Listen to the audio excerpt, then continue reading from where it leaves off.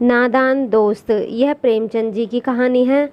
इस कहानी का पहला पार्ट हम पिछली वीडियो में दे चुके हैं। आज हम इस कहानी का दूसरा पार्ट लेकर आए हैं। इस कहानी का दूसरा पार्ट देखने से पहले आप पहला पार्ट ज़रूर देखिएगा, जिसका लिंक हमने डिस्क्रिप्शन में दिया हुआ है। तभी यह कहानी आपको समझ में आएगी। चलिए तो स्टार्ट करते हैं हम इस कहानी का दूसरा पार्ट, नादान दोस्त, जो प्रेमचंद जी की कहानी है। माँ ने दोनों को डांटकर डपटकर फिर कमरे में बंद कर दिया और आप धीरे धीरे उन्हें पंखा झहलाने लगी। अभी सिर्फ 2 बजे थे, बाहर तेज लू चल रही थी। अब दोनों बच्चों को नींद आ गई थी। आइए तो अब बात करते हैं आगे की कहानी की। यहाँ तक हमने कर ली थी कहानी। 4 बजे यकायक श्यामा की नींद खुली, यानी कि अचानक से श्यामा की नींद खुली। किवाड़ खुले हुए थे। वह दौड़ी हुई कार निवास के पास आई और उधर ऊपर की तरफ ताकने लगी। टोकरी का पता न था। संयोग से उसकी नज़र नीचे गई और वह उल्टे पांव दौड़ती हुई कमरे में जाकर जोर से बोली, भैया अंडे तो नीचे पड़े हैं, बच्चे उड़ गए। केशव घबराकर उठा और दौड़ा हुआ बाहर आया तो क्या देखा कि तीनों अंडे नीचे टूटे पड़े हैं और उनसे कोई चूने की सी चीज़ बाहर निकल रही है।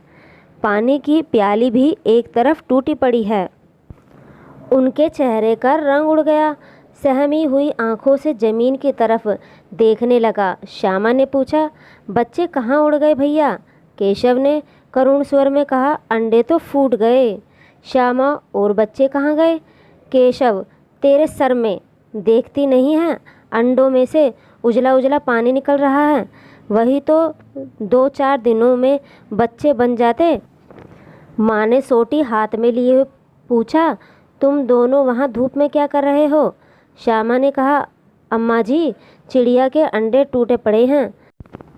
माँ ने आकर टूटे हुए अंडों को देखा और गुस्से से बोली, तुम लोगों ने अंडों को छुआ होगा। अब तो श्यामा को भैया पर जरा सा भी तरस न आया। उसी ने शायद अंडों को इस तरह रख दिया कि यह नीचे गिर पड़े। इसकी उसे सज़ा मिलनी चाहिए, बोली। उन्होंने अंडों को छेड़ा था अम्मा जी। माँ ने केशव से पूछा, क्यों रे? केशव भीगी बिल्ली बना खड़ा रहा। माँ, तू वहाँ पहुँच कैसे गया? श्यामा बोली, चौकी पर स्टूल रखकर चढ़े अम्मा जी। केशव, तू स्टूल थामे नहीं खड़ी थी क्या? श्यामा, तुम्ही ने तो कहा था। माँ बोली, तू इतना बड़ा हुआ, तुझे अभी इतना भी नहीं मालूम कि छूने से चिड़ियों के अंडे गंदे हो जाते हैं। चिड़िया फिर उन्हें नहीं सेती। श्यामा ने डरते डरते पूछा, तो क्या चिड़िया ने अंडे गिरा दिए हैं अम्मा जी?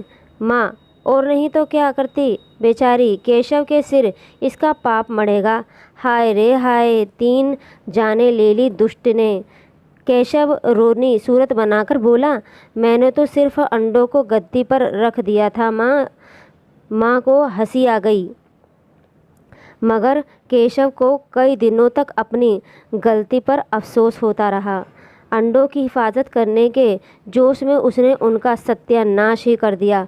इसे याद कर कर वह कभी कभी रो पड़ता था।